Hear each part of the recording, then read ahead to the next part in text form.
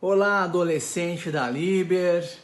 Olá, pessoal, você que está nos visitando, você que é família, pai, mãe de adolescente, avó, seja muito bem-vindo a participar conosco desse tempo especial aqui da nossa live da EBD dos Adolas. Eu sou o professor Fernando e estou muito contente de poder aqui dividir esse tempo especial com todos vocês. Feliz também porque terminamos há pouco, o estudo sobre família. Foram 13 lições muito especiais. Se você por acaso perdeu alguma, elas estão ali no nosso canal no YouTube, dos Adolas da Liber. Não perca. E começamos semana passada um novo tema muito importante. Nós estamos estudando a vida e os ensinamentos do nosso mestre Jesus. E eu convido você a participar conosco, Todos os domingos de manhã, assista conosco, a partir das 10 horas. E também serão 13 lições. E interessante que esse estudo será um estudo onde teremos uma abordagem cronológica dos fatos. Vamos estudar a vida e os ensinos de Jesus dentro da ordem que eles aconteceram no tempo, Vai ser um momento muito legal para a gente talvez encaixar algumas pecinhas do nosso quebra-cabeça, Eu queria começar a aula de hoje, trazendo aí uma certa dinâmica para a gente observar, para a gente provocar um pouco os nossos pensamentos. Qual é a importância da gente conhecer bem o tema que a gente está falando?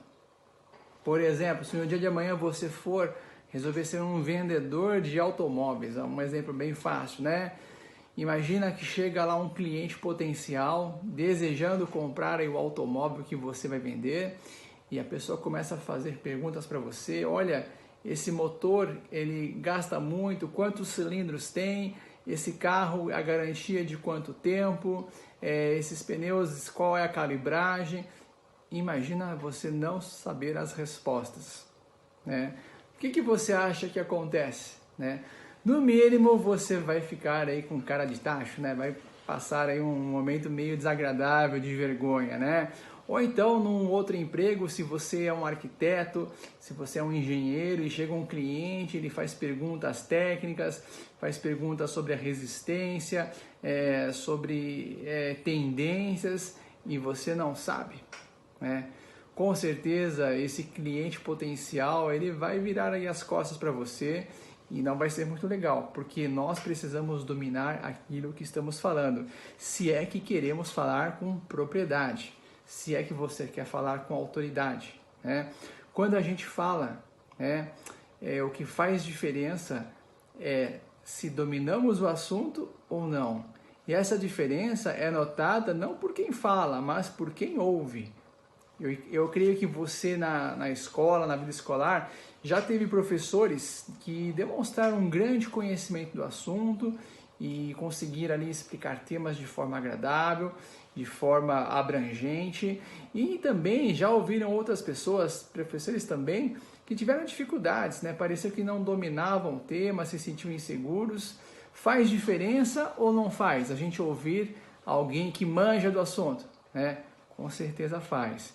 E por que eu quis provocar esse assunto para você? Imagina, você é um adolescente cristão, um adolescente que segue a Jesus, que ama a palavra de Deus, mas que não conhece a vida do seu mestre. Pois é, tem muita gente que é crente, que vai na igreja, que frequenta programação A, B e C, mas não conhece a vida e os ensinamentos de Jesus. Está no oba-oba junto com a galera, vai nas programações, nas festas, participa aqui e acolá, até exerce ministérios dentro do louvor ou de outras tarefas, mas no fundo ela tem um conhecimento pequeno e quando ela fala de Jesus, da vida de Jesus, ela fala muitas vezes sem autoridade. Por quê? Porque falta o conhecimento. E quando nós não conhecemos, primeira coisa, passamos vergonha, assim como esse vendedor de carros vai passar, assim como aquele arquiteto que não conhece as tendências para explicar para o seu cliente, então vai passar vergonha, vai ficar ali envergonhado. Isso é péssimo. E segundo, nós perdemos a nossa credibilidade. Por exemplo, quando eu estou participando em alguma rodinha, o pessoal começa a falar de literatura e da língua portuguesa ou literatura internacional, eu procuro ficar quietinho, porque eu preciso reconhecer que a minha formação nessa área foi fraca, né? Então, em vez de falar aí coisas erradas, né, ou querer tentar ensinar algo que eu não sei, eu fico na minha, né? Mas, por exemplo, quando o assunto é algo que eu domino, por exemplo, né, eu estudei um colegial técnico e formei, eu tenho uma boa formação na área têxtil. Então, são assuntos que eu posso falar com mais propriedade, né? Eu posso me arriscar mais porque eu acabei, né, dedicando boa parte da minha vida para esse tipo de tema. Então, tenho que ter, né, necessito de autoridade para falar, né? Seja um cliente, um fornecedor, ou para resolver algum problema, eu preciso ter o conhecimento. Então, e que isso sirva de inspiração para você, adolescente. Vamos aprender sobre o nosso Mestre, aprendendo sobre Jesus, sobre os seus ensinamentos, sobre a sua vida, sobre o seu exemplo. Com certeza, isso vai ajudar a exposição, né, aos nossos amigos, aqueles que precisam de Cristo, e também para nós mesmos, né, para a nossa própria edificação. Afinal de contas, Jesus é o meu modelo de vida e tem também que ser o seu modelo, né? Bom, já fizemos uma boa introdução do tema.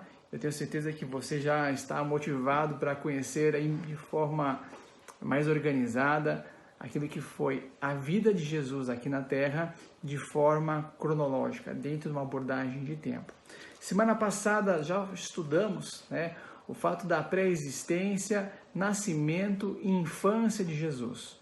Sabemos que o nascimento de Jesus não foi um acidente, não foi alguma coisa que aconteceu do nada. Muito pelo contrário, a própria Bíblia, né, muitos anos, séculos antes, milênio antes, já anunciava a chegada do nosso Salvador. Anunciava que Jesus, né, o Filho de Deus, viria em carne e teria uma grande missão, uma missão de redenção para toda a humanidade.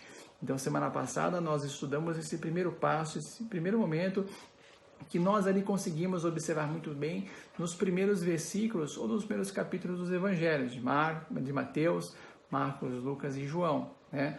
Nós temos aí os temas que foram ensinados semana passada, e a partir de hoje, né, nós vamos já entrar numa fase onde Jesus já não é, né, criança ou adolescente. Ele está começando aí a sua vida ministerial, ele já está entrando numa idade adulta. Então nós vamos separar a aula de hoje em dois momentos muito importantes, dois fatos cronológicos que são muito significativos para nós, né?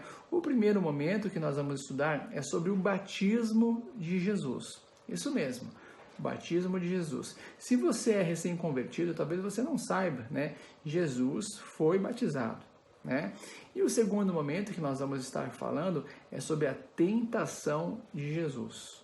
Jesus foi tentado, né, como homem, e ali ele teve ali um ensinamento, né? Vamos aprender com ele algo muito importante que com certeza vai abençoar a você e vai abençoar a mim também. Vamos começar lendo a palavra de Deus lá no Evangelho de Mateus, capítulo 3, do verso 1 ao verso 6. Preste atenção ou me acompanhe na sua Bíblia de papel, na sua Bíblia do telefone, né? Diz assim, né? Mateus, capítulo 3, do versículo 1 ao verso 6. Naqueles dias surgiu João Batista, pregando no deserto da Judéia. E ele dizia, arrependam-se. Olha que palavra importante e forte. Arrependam-se, pois o reino dos céus está próximo. Este é aquele que foi anunciado pelo profeta Isaías.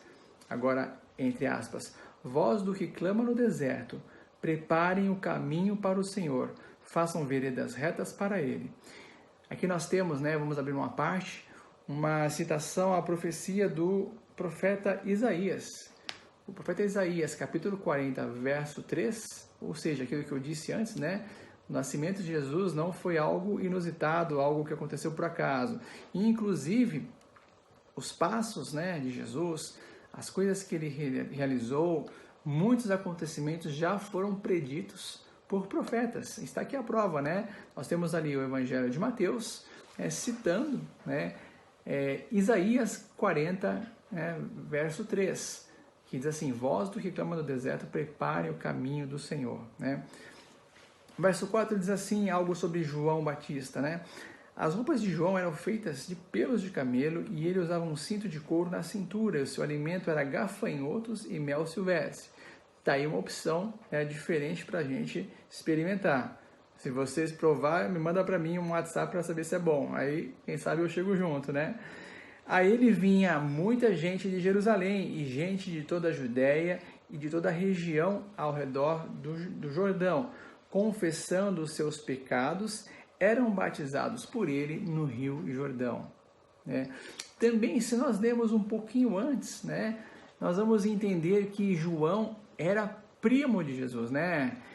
A mãe de João, Isabel, e a mãe de Jesus, elas eram primas, né? Então Jesus e João, eles eram parentes. E há um fato que a Bíblia nos mostra que quando ambas mães estavam grávidas e elas se aproximaram, né, uma da outra, os bebês dentro da barriga se agitaram, né? Eles começaram a se mexer e ali Isabel, a mãe de João, né, teve aquela revelação que dentro do ventre de Maria, sua prima, né, ali estava o Salvador. Olha que coisa maravilhosa, né? Ela foi cheia do Espírito Santo e teve essa revelação que o Salvador estava no ventre da sua prima e no ventre dela também havia alguém que havia de ser um grande profeta do Senhor, né? Nós vemos que João Batista, ele inaugurou, né, esse procedimento, né, podemos dizer assim. Ele começou a batizar e Batista não era o sobrenome dele, muito pelo contrário, né, ele recebeu este apelido justamente pelo fato que ele batizava as pessoas, né? E fica claro que a pregação de João, né, a pregação, o ministério que ele exerceu ali no deserto, na parte, digamos, que podemos entender geograficamente como um lugar árido, não um lugar seco, ele tinha uma pregação que era sobre o arrependimento, né? Ele pregava para que as pessoas se arrependessem dos seus pecados, das suas más condutas, né, e se convertessem ao reino dos céus que estava próximo. Olha que também interessante, eu quero ler para você no Evangelho de João, capítulo 1, do verso 19 ao verso 32. A leitura desse texto vai ajudar bastante a gente compreender esse momento importante da vida de Jesus, que foi o seu batismo, né? Diz assim: esse foi o testemunho de João, quando os judeus de Jerusalém enviaram sacerdotes e levitas para lhe perguntarem quem ele era. Ou seja, João, né, o Batista, aquele que batizava ali no deserto, ele recebeu uma comitiva, né, de sacerdotes e levitas a fim de fazer ali algumas perguntas, né, porque a fama de João, aquilo que ele fazia, havia chegado aos principais religiosos, né? Então lá, eu estou lendo João capítulo 1, já li o 19 e vou ler o 20.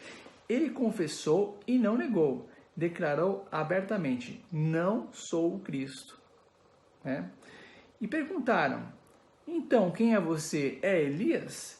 Ele disse: não sou. É o profeta? Ele respondeu: não. Finalmente perguntaram: quem é você? Dê-nos uma resposta para que levemos àqueles que nos enviaram. Que diz você acerca de si próprio? Né? João respondeu com as palavras do profeta Isaías. Olha lá, aquele texto de Isaías 40, verso 3. Eu sou a voz do que clama no deserto. Façam um caminho reto para o Senhor. Alguns fariseus que tinham sido enviados interrogaram: então, por que você batiza se não é o Cristo, nem Elias, nem o profeta? Preste atenção na resposta de João. Respondeu então João: eu batizo com água, mas entre vocês está alguém que vocês não conhecem, e ele é aquele que vem depois de mim, e não sou digno de desamarrar as correias das suas sandálias. Olha que resposta poderosa João trouxe para aquelas pessoas que estavam perguntando a respeito de quem ele era. Bom, se João Batista, né, batizava com água, eu pergunto para você, bom, de quem que ele recebeu este mandamento, né? Porque nós não vemos no Antigo Testamento o mandamento que as pessoas deveriam ser batizadas, né? Essa é uma questão para a gente parar e refletir. Segunda questão, né, que a gente pode ler esses textos e ver à nossa cabeça. O batismo de João era um batismo que estava relacionado, né, à sua pregação, que é uma pregação focada ao arrependimento. Aí eu te pergunto, adolescente, Jesus tinha pecado? Jesus pecou? Jesus andava fazendo coisas erradas? Né? Então, por que será que Jesus se batizou? Olha lá, precisamos fazer essas perguntas. Né? A gente não precisa ter medo, né, de, mas peraí, não estou entendendo. Exatamente, temos que fazer as perguntas. Vamos agora para o batismo de Jesus. Né? Vamos seguir e depois a gente volta a essas questões que são importantes. Olha lá, o batismo de Jesus a gente pode ver em Mateus capítulo 3, a partir do versículo de número 13. Então Jesus veio da Galileia ao Jordão para ser batizado por João. João, porém, tentou impedi-lo, dizendo: eu preciso ser batizado por ti, e tu vens a mim? Olha a submissão de João a Jesus, né? Respondeu Jesus: deixe assim por enquanto, convém que assim façamos para cumprir toda a justiça. Então João concordou. Assim que Jesus foi batizado, saiu da água. Naquele momento, o céu se abriu e ele viu o Espírito de Deus descendo como pomba, pousando sobre ele. Então uma voz dos céus disse: esse é meu filho amado, em quem me comprazo, ou então em quem tenho grande prazer. Olha que momento singular, né, na vida de João e na vida de Jesus. Vamos voltar àquelas perguntas, né? De quem será, né, que João pegou esse costume, né? Da onde será que ele inventou o batismo, né? Eu tenho para mim uma resposta, né, que eu não posso trazer como afirmação bíblica, mas aquilo que eu entendo, que João, né, ele recebeu essa inspiração de Deus, né? Vamos entender um pouco da história e do momento cronológico que nós estávamos ali vivendo, né? Nós estamos aqui na transição justamente do Antigo Testamento para o Novo Testamento, né? E os historiadores, os estudiosos da Bíblia, eles afirmam, né, que o intervalo de tempo entre, né, o Antigo Testamento e o Novo Testamento, ou seja, a última manifestação, né, de Deus que foi registrada na Bíblia, os últimos feitos que foram registrados, eles datam de 400 anos antes. Ou seja, temos um período, uma janela de tempo de 400 anos. Durante esse tempo, os estudiosos dizem que houve um grande silêncio, né? Deus, né, através do seu Espírito, através do seu poder, eu creio que ele se revelou, sim, ele abençoou, mas nada ficou registrado, nada foi escrito. Foi um período que os estudiosos justamente chamam de silêncio, né? E os católicos, eles, durante esse período, eles aceitaram algumas escrituras que são consideradas aí pelos cristãos, né, evangélicos, os cristãos protestantes, como os livros apócrifos. E a palavra apócrifa, ela está relacionada ao termo duvidoso, ao termo falso, ao termo que deixa questionamentos em aberto, né? Tanto é que esses livros apócrifos, como por exemplo, né, o livro de Judite, o livro de Tobias, o livro de 1ª e 2ª Macabeus, entre outros, são livros que não estão, né, não constam na nossa Bíblia, a Bíblia evangélica. Por quê? Eles são livros que não trazem a inspiração do Espírito Santo, né? Quando se fez o cânon bíblico, ou seja, o conjunto de livros que compõem a Bíblia, a biblioteca que se chama Bíblia, esses livros, para os estudiosos, eles foram considerados duvidosos, né? Não existiam ali inspiração de Deus. Pode ser que existam histórias, né, narrativas, mas essas narrativas não têm a inspiração divina. Então nós entendemos que durante esse período de 400 anos, eu posso assim concluir que foi um período de seca, né? Um período que as pessoas estavam ali sedentas por Deus. E até o texto, a profecia de Isaías, né, 40, verso 3, que o próprio João Batista, ele se autoafirma: olha, eu sou a voz do que clama do deserto. Eu creio que nos dá uma dupla interpretação. Uma interpretação geográfica, ou seja, ele realmente estava no deserto, e nós vemos isso.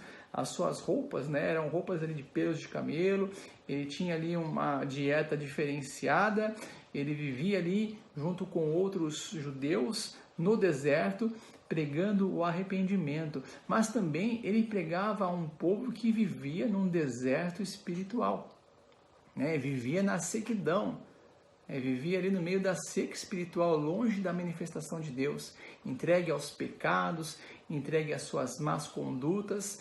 Então, eu até vejo uma analogia, né? Porque quem vive no deserto espiritual, quem vive naquela secura, naquela sequidão, o que ele deseja? Ele deseja água, para matar a sede.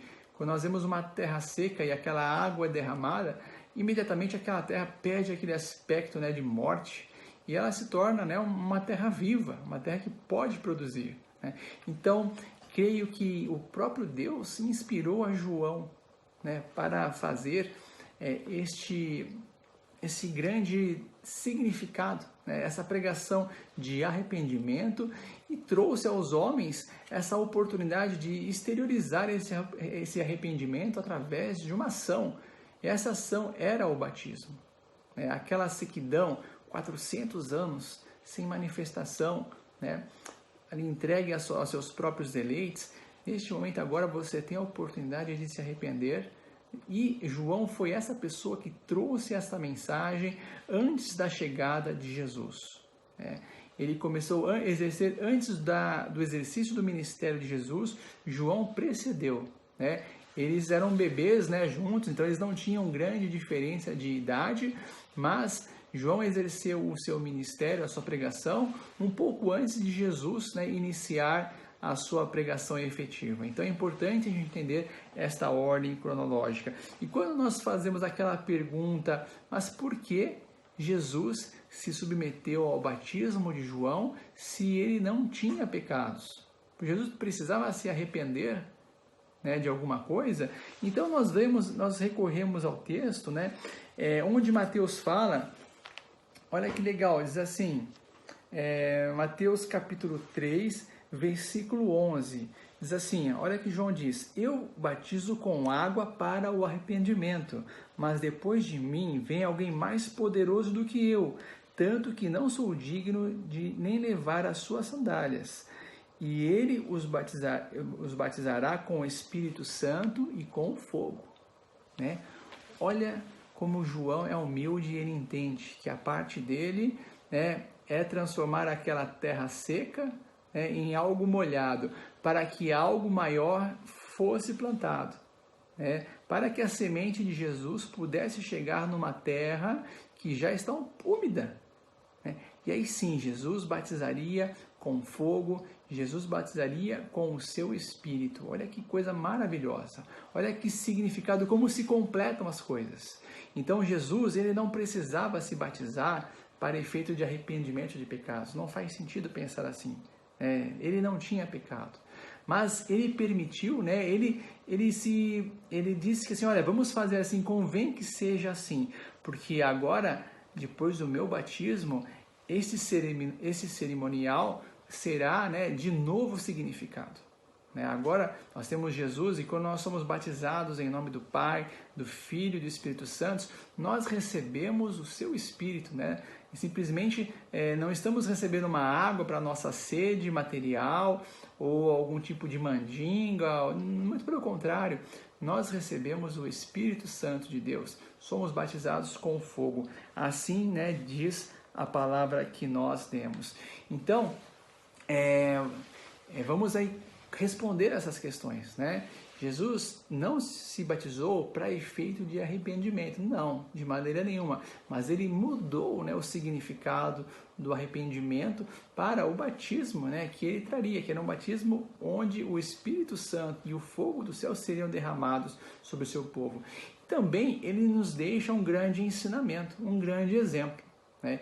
Eu creio que Jesus se submeter ao batismo também foi uma demonstração daquilo que ele escreveu, né, para nós, que ficou registrado em Marcos 16:16. aquele que crer e for batizado será salvo. Então, nesse segundo texto que eu acabei de dizer, acabei de recitar, nós vemos que Jesus ele institui mesmo o batismo e ele orienta, né, que todos os seus discípulos, todos os seus seguidores se sujeitem a esse batismo, porque é a exteriorização do nosso arrependimento, como como João sinalizava, mas também, né, vai significar que somos marcados por Deus, né, somos selados, receberemos o Espírito de Deus, receberemos fogo de Deus. E este fogo é um fogo que nos traz a chama do Espírito Santo, né? Então, pessoal, eu creio que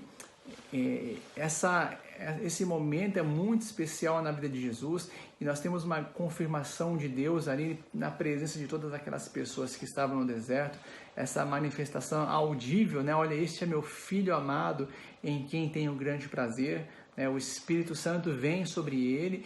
Eu não tenho dúvidas, né, que quando nós nos batizamos, eu lembro do meu batismo, eu era adolescente, e foi um dia muito especial para mim, né? Quando eu saí, né, quando eu emergi das águas, eu estava ali arrependido, manifestando o meu arrependimento, mas também eu estava dizendo sim para o Espírito de Deus, sim para o fogo de Deus na minha vida, né? E eu senti a presença forte, né? Uma presença que inundou ali meu coração e me deixou ali muito alegre, muito cheio de Deus, e foi uma experiência marcante. Se você ainda não se batizou e é uma decisão que está aí no seu radar, o meu conselho é sim, diga sim ao batismo, né?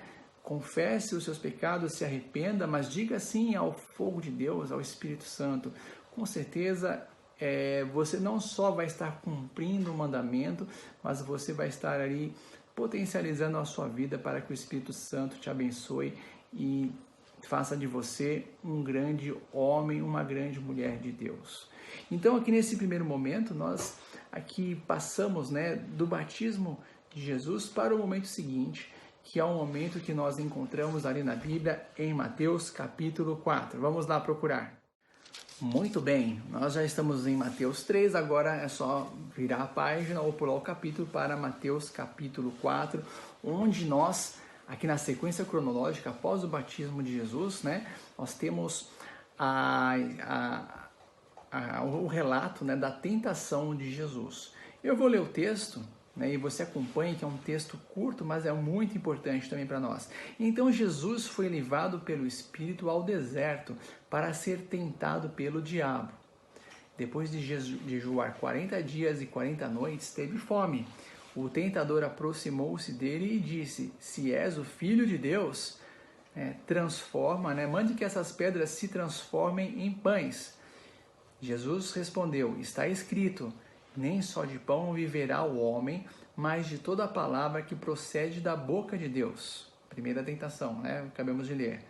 Segunda tentação, então o diabo o levou à cidade santa, ou seja, Jerusalém, né? Colocou-o na parte mais alta do templo e lhe disse: se és o Filho de Deus, joga-te daqui para baixo, pois está escrito, ele dará ordens aos seus anjos ao seu respeito, e com a mão eles o segurarão, para que você não tropece em alguma pedra. Jesus lhe respondeu: também está escrito, não põe à prova o Senhor, o seu Deus. Depois o diabo o levou a um monte muito alto e mostrou-lhe todos os reinos do mundo e o seu esplendor. E disse, tudo isso te darei, se prostrares e me adorares. Jesus lhe disse: retira-te, Satanás, pois está escrito, adore ao Senhor, o seu Deus, e só a ele preste culto. Nesse texto, nós temos aqui o relato da tentação de Jesus. É um momento muito singular, um momento que nós vemos que logo no começo do ministério de Jesus, após ali o seu batismo, em sequência cronológica, ele é levado pelo Espírito Santo ao deserto. E ali Jesus tem um momento muito especial, muito importante, que é o momento da oração, o momento da entrega, o momento de jejum. Olha que profundo ensinamento. Jesus, mesmo sendo 100% Deus, né, e 100% homem, ele precisava dedicar a sua vida ali à oração, ao jejum, à conversa com o Pai, à comunhão com o Pai. Às vezes parece, puxa, mas não faz sentido, né? Se ele era o próprio Deus, para que ele... Ele precisava sim, e ele deixou, né, aqui registrado para que isso servisse também de exemplo para nós. Mesmo que você se sinta espiritualmente capacitado, espiritualmente motivado, conhecedor da palavra, seja alguém que ore bastante, mesmo assim temos que ter uma vida de comunhão com o Pai, né? Sabe para quê? Para vencer as tentações, né? E vemos que a primeira tentação, o Satanás, né, o adversário, ele joga contra uma vontade da nossa carne, na verdade uma necessidade carnal, que é uma necessidade de nos alimentar. Só que a questão aqui do alimento, ela vai além da necessidade que nós temos da alimentação. Satanás queria colocar um empecilho a um objetivo espiritual de Jesus, né? Ele queria que aquelas pedras fossem transformadas em pães, para que Jesus ali se alimentasse e quebrasse aquele jejum, né? Muitas vezes isso pode acontecer conosco de maneiras diferentes. Você tem um propósito de Deus que está se cumprindo ou vai se cumprir na sua vida. E aí Satanás coloca algumas coisinhas no meio justamente com o objetivo de desviar você do propósito do Senhor. E como é que a gente vai vencer essa tentação? Porque quem, né, quando vê um pãozinho com fome, imagina Jesus depois de 40 dias sem comer pão, com certeza ele tinha muita fome. Quando você tem, né, um propósito de Deus e aparece uma boa oportunidade, um momento muito interessante, às vezes a gente pode errar e pode errar feio se não estivermos sintonizados com o Pai. Então Jesus nos deixa a lição e ele responde, né, e responde na palavra do Senhor. Satanás, está escrito, nem só de pão viverá o homem. Então, se Satanás te pressiona, se Satanás te tenta com coisas muito interessantes, você repreenda Satanás. Satanás, eu sei que isso é interessante, isso é importante, mas o plano de Deus é maior na minha vida do que essa oferta que você está me dando, né? Aprenda como Jesus, né, ali nos ensina. A segunda tentação nos fala que o diabo levou a parte mais alta do templo, né? E falou assim, olha, já que você citou a palavra, né? Você falou, olha, nem só de pão, você está citando a Bíblia, eu também vou citar a Bíblia. Se jogue aqui de cima da torre, porque está escrito aqui na Bíblia, no livro que você leu, que ele vai dar ordem aos seus anjos, os anjos vão te pegar e você vai cair que nem uma peninha no chão, não vai acontecer nada. Pois é, Satanás é esperto.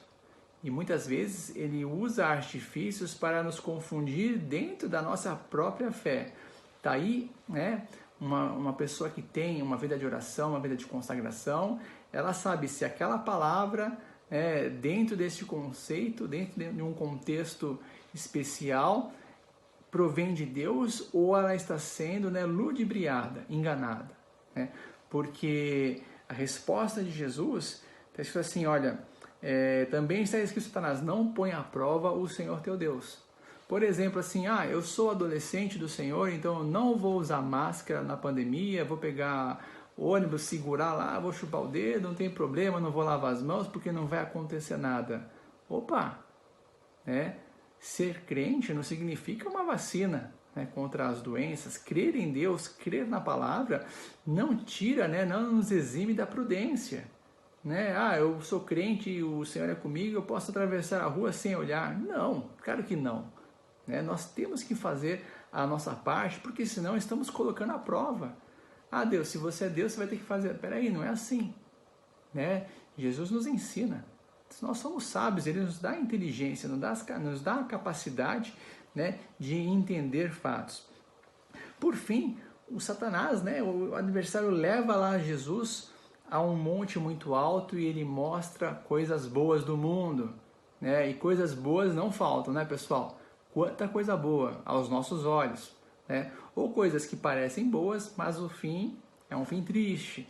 Mostra as riquezas, mostra o poder, mostra Imagine o que seria importante para você, o que você mais deseja. Eu quero uma vida de luxo, uma vida ali de muita abundância, muitos banquetes, festas, baladas, roupas de marca, carros, né? Às vezes a gente vê essas vidas de jogador de futebol, né? Que tem 12 carros de luxo, não sei o que, aqui numa casa de não sei quantos mil metros quadrados e tal, e baladas, e festas, e drogas, e álcool, né? Eu imagino que ali Satanás mostrou coisas boas aos olhos humanos, e Satanás mostra para mim e mostra para você coisas boas aos nossos olhos, né? E ele fala assim, olha, se você, né, me adorar, tudo isso eu vou te dar, né? Naquela hora Jesus repreende, né? Sai daqui, Satanás, né? Porque está escrito, né? Adore ao Senhor seu Deus e só a Ele preste culto. Cuidado que o diabo tenta nos enganar. Muitas vezes não fala assim, olha, se ajoelhe aqui perante mim, me sirva. Mas quando ele nos afasta de Deus, quando as suas propostas nos afastam de Deus, com certeza nós estamos mais próximos do diabo. Quando nós deixamos de cultuar a Deus e começamos a cultuar riquezas, cultuar pessoas, cultuar costumes, levantar bandeiras que não são as bandeiras do nosso Deus, as bandeiras que estão aqui na palavra de Deus, nós estamos levantando as bandeiras do diabo. Pois é, goste você ou não, goste eu ou não, quando eu vejo alguma coisa e eu sinto, né, aquela vontade, e isso me atrai e me deixa longe de Deus, né, eu estou adorando algo que está tomando o lugar de Deus na minha vida, e essa é uma das tentações mais perigosas. Como nós vencemos essa tentação? Seguindo o exemplo de Jesus, né? Conhecendo a palavra de Deus. Por isso que eu disse que é muito importante a gente conhecer o nosso mestre, né? Quando a gente conhece a vida de Jesus e os seus ensinamentos, nós podemos vencer as tentações que Satanás e a vida nos apresentam. Então, pessoal, hoje nós vimos dois temas bem importantes, temas que inclusive fazem parte da nossa doutrina, a doutrina do batismo. Nós somos uma igreja batista, ou seja, nós batizamos com água, nós seguimos o mandamento de Jesus, aquele mandamento que foi oficializado por Jesus, mas já vinha sendo praticado por João Batista, aquele que batizava. Guarde no seu coração isso, né? O batismo de João era o batismo de arrependimento de pecados, um batismo de água, né, para aqueles que estavam secos, aqueles que viviam no deserto há 400 anos sem a manifestação de Deus, num período ali de grande sequidão. E João Batista disse, olha, depois de mim vem alguém que vai batizar com fogo, que vai dar um outro significado ao batismo.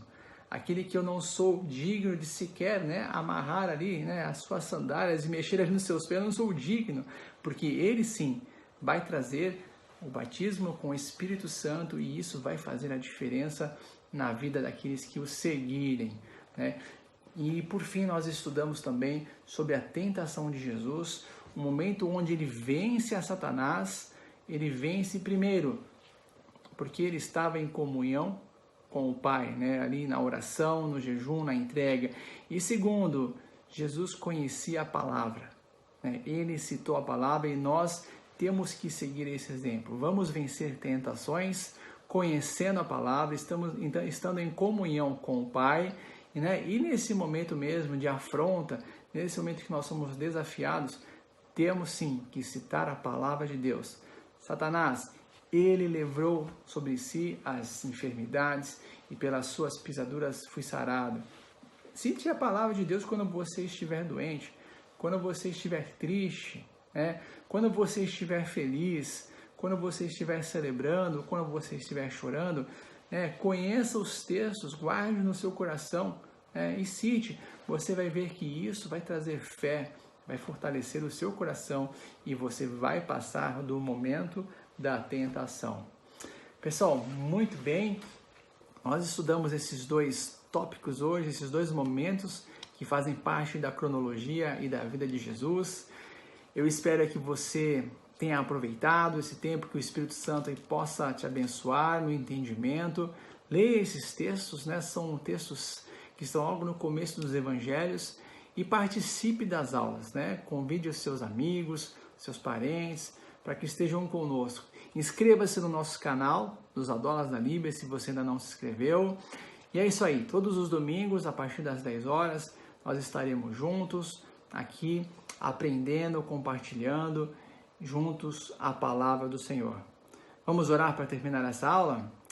Pai, nós queremos agradecer, porque é bom estar aqui, é bom compartilhar, é bom aprender e nosso coração deseja conhecer a Jesus e os seus ensinamentos. Por isso pedimos que o Espírito Santo nos guie nessa jornada de conhecimento, nessa jornada de estudos. Abençoa a cada um que está ouvindo, a cada um que vai ouvir este ensinamento e que a gente aprenda, Senhor, como Jesus, que a gente possa vencer tentações, seja tentações da nossa carne, do nosso dia a dia, do próprio Satanás. Assim como o Senhor foi tentado, o Senhor deixou esse grande exemplo. E também, Deus, aqueles que são batizados, já passaram por essa experiência tão importante, possam aí estar motivando, e aqueles que não passaram possam se sentir motivados a passar por isso, sabendo que João batizou com água para o arrependimento de pecados, mas o Senhor Jesus nos batiza com fogo e nos batiza com o seu Espírito Santo, para que a gente possa seguir este caminho que está proposto e alcançar aí os objetivos que o Senhor propôs para cada um de nós. Abençoa-nos neste tempo, abençoa as nossas famílias, guarda a nossa saúde, nos livre de todo mal. Assim nós oramos em nome de Jesus. Foi um grande prazer estar com vocês aqui, pessoal. Um grande abraço e até a próxima.